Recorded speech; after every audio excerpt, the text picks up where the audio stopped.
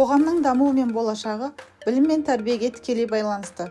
Ұстаз тек білім беруші ғана емес, сонымен қатар қоғамның әлеуметтік мәдени дамуына ықпал ететін тұлға. Осыдан 25 жыл бұрын колледжімізде өзге ұлт өкілдерінің балаларынан құралған шежіре этникалық үйірмесін құрдым.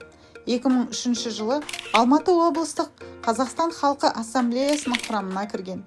Үйірменің мақсаты түрлі ұлт өкілдері арасында достық пен бірлікті нығайту. Жұмыс барысында достық үйі, тіл сарайы, жастар саясаты, қала, аудан мектептермен бірігіп, түрлі қоғамдық мәдени шараларға белсене қатыстық. Нәтижесінде 2013 жылы Астана қаласында өткен ассамблеяның 20 сессиясына қатысып, ел бірлігі мен қоғамдық келісімді нығайтуға және қоғамның рухани дамуына қосқан үлесім үшін Қазақстан Республикасы президентінің алғыс хатымен марапатталдым. Мен әрдайым жетекшілік еткен топ студенттермен бірге айналайын балалар үйіне баруды дәстүрге айналдырдым.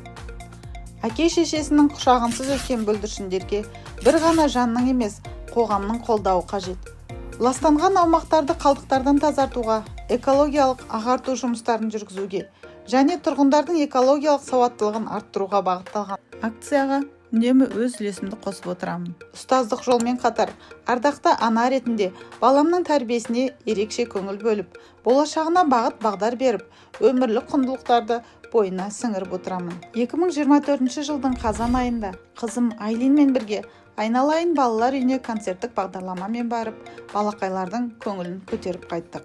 Ұстаз өзі де қоғамдық жұмыстарға белсене араласып, өз ісімен шәкірттеріне үлгі болуы керек. Біздің ардагеріміз, колледждің ардагері, сондықтан да әрқашанда біз құрмет тұтып отырамыз, тоқтатаймыз.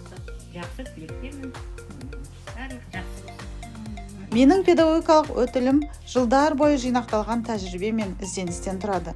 Білім алушыларды қоғамдық жұмыстарға жұмылдыра отырып, әдебиет арқылы олардың тұлғалық дамуына, рухани адамгершілік құндылықтарды қалыптастыруға ықпал етемін.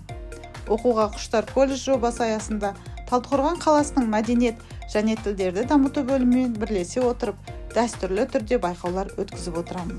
Осындай атқарған жұмыстарымның нәтижесінде қоғамдық шараларға белсенді қатысып, кәсіби үлес қосқаным үшін, шәкірттеріме жан-жақты тәрбие бергенім үшін алғыс хаттармен марапатталдым.